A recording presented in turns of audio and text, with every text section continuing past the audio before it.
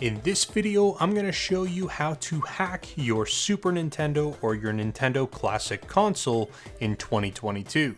This is Steve from Restalgia, and let's get started. What is going on, guys? Welcome back to the channel. If this is your first time here, go down below the video, hit the subscribe button, and make sure to turn on notifications so you don't miss any of my upcoming videos. As I said, we're going to be taking a look at hacking the SNES and the NES Classic consoles, so you can use this as your definitive guide to hacking these consoles in the year 2022. Now we're going to go ahead and jump right into the hack, and what I'm going to do is treat this very much like a brand new hack, like you've got a console that's never been modded. So the things that you're going to need for this is obviously the actual console. In my case, I'm using the Super Nintendo Classic. Next, you are going to need a micro USB cable, but it is important to note that it does have to have data lines inside of the cable.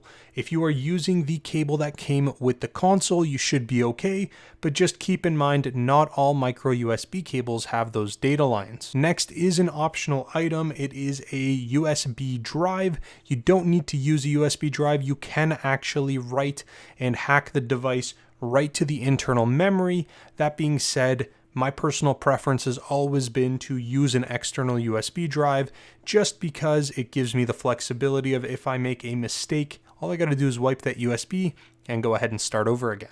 And then to go along with the USB drive is this OTG adapter. Obviously on the Super Nintendo and Nintendo Classic consoles, there are no USB ports, so you need this in order to get that USB connected in. Now let's go ahead and shift over to the hack itself. We're going to be modding our classic consoles with the Hakchi hack, and essentially this can be used to hack the Super Nintendo, the Nintendo, or the Sega Genesis mini consoles. Now this video exclusively is going to be looking at Super Nintendo and NES, and if you are interested in a Sega Genesis mini hack, I'll leave links in the description down below. Essentially, we're just going to need to navigate to the GitHub link located on the Hakchi page, and of course I will leave that in the description down below as well.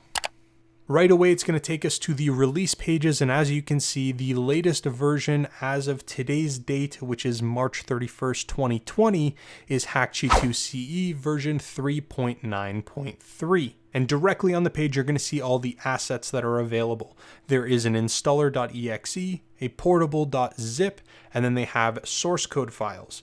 Now the portable version is a standalone application. When you download that, you do not need to install it directly on your machine.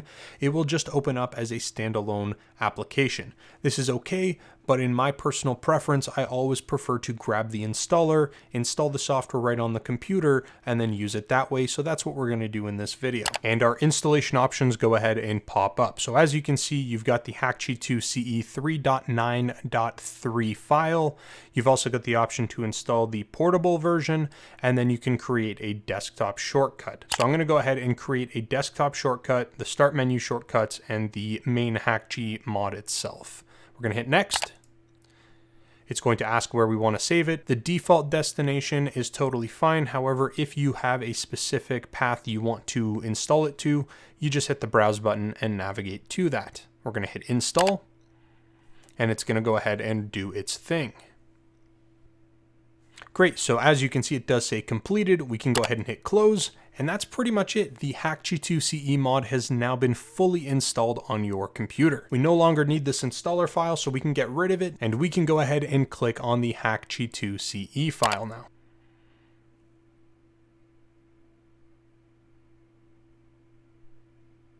Once the application opens up, you're going to be prompted with a little welcome message. I'm not going to go through it because we are actually going to go ahead and do the mod ourselves. We're going to go ahead and hit OK.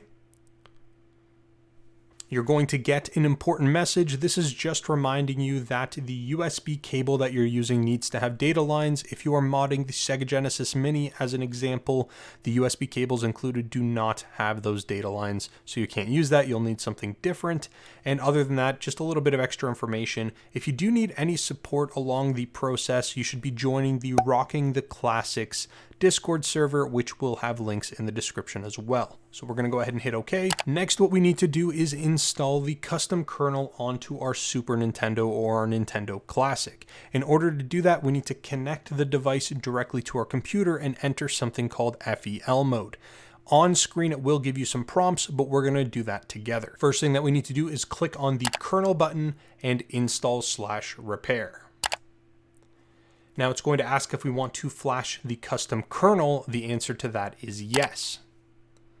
Now it's going to wait for the device itself. Next, we're going to get a pop-up that just lets us know that it is extracting driver files and it is installing the drivers onto our PC. This is just going to make sure that our console can communicate with our PC effectively. Once that's finished, it's going to let you know that you have to get your console into FEL mode. In order to do that, you need to make sure that the USB cable is unplugged from your mini console. Then you're going to go ahead and turn the power switch on your device. In my case, I've got the Super Nintendo, so I'm just going to place it in the on position. Next, with the USB cable already connected to your computer, you're going to go ahead and hold the reset button, and then you're going to plug the USB cable into the mini system.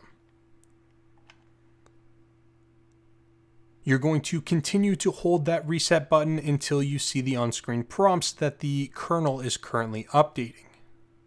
Once that's the case, you can go ahead and release the reset button. Now you're just going to go ahead and wait for this process. It may restart a few times. That's totally okay. You're just going to go ahead and leave it connected to your PC and allow it to install that mod.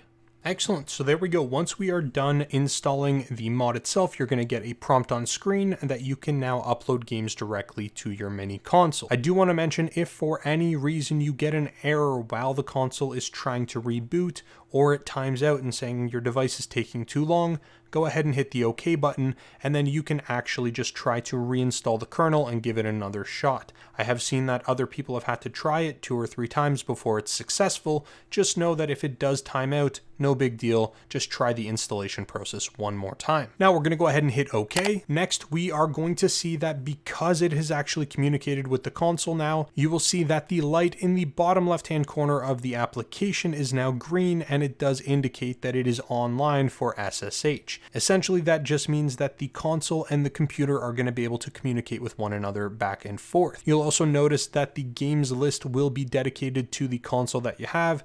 As you can see, I've got Super Nintendo, the USA version, and it's going to display the total number of games that we have. Click on one, the box art will be there, and all of the metadata will be displayed as well. Now, obviously you modded this console because you want to add some more Super Nintendo games. So that's what I'm going to show you in this video. Now, keep in mind, you can add other console games to the device as well. However, I'm going to cover that in another video. So we're going to go ahead and add some additional Super Nintendo games to our console. We're going to hit the Add More Games button, and it's going to go ahead and open up a pathway for us to actually navigate and select the games that we want. Additionally, if you do have access to the games somewhere else in a folder, you can actually grab them and drag and drop them right over here too.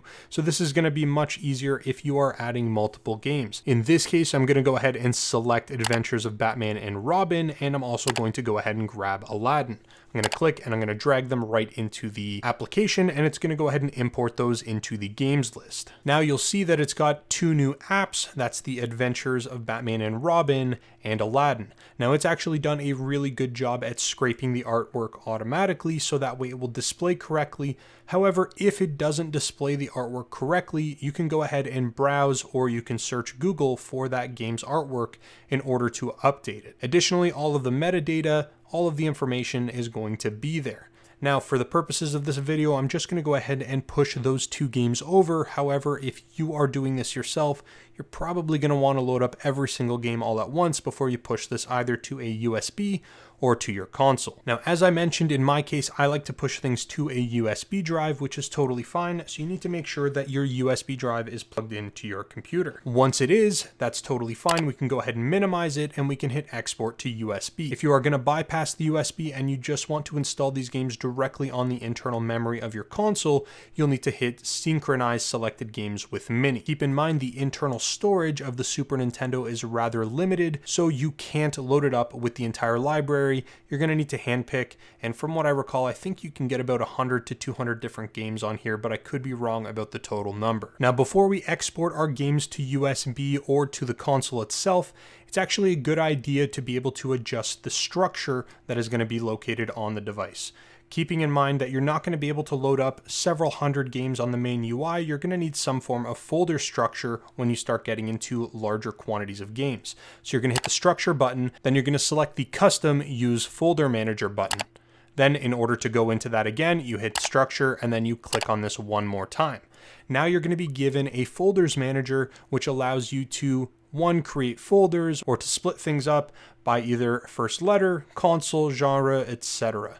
In my case, we're just going to go ahead and split things up by the first letter. So I'm going to hit this button right here. It's going to take those games, place them in the correct folder. And then when you actually click on the folder, you'll see which games are actually there and everything is good on that front. So we're going to hit OK. Now we can actually export to USB or directly to our console. In my case, we are using a USB drive. We'll hit export to USB. Then we need to select our USB drive from the drop-down menu. My USB is called Hakchi. Then we're going to create a saves folder, which we want for any sort of save states or in-game saves. We're going to hit OK. It's going to bring us back to the folders manager, which is totally fine. We hit OK one more time, and it's going to go ahead and transfer that stuff over to my USB, or in your case, maybe directly to your console. Once that's done, if you are using a USB, you're going to see your USB populate again with a bunch of different folders in it. That's perfectly fine. We can go ahead and close that off, and then we can hit OK. And that is actually pretty much it. So now what we've got to do is connect our Super Nintendo, Nintendo Classic, whatever it is you're using, to our TV, and we're going to go ahead and test that out. So let's go ahead and switch over to the Super Nintendo now. Okay, so we've turned on our Super Nintendo Classic for the first time since the mod, and we're going to be welcomed with a language selection screen, just like you would if you turn on the Super Nintendo Classic for the first time without the mod. So in this case, we're going to go ahead and select English and press A. And as you can see, none of our games are actually displayed there. Everything is all within the folders that we set up in the folder manager in the mod. So we are 100% sure that the mod did in fact hold and everything is working. And just to show you guys that, if we jump into C, it's going to show us Contra that's there. We can go back. And of course, we can do this with any of our other folders. Jumping into the D folder, we're going to have Donkey Kong Country in there. And then again, going back to the main folder.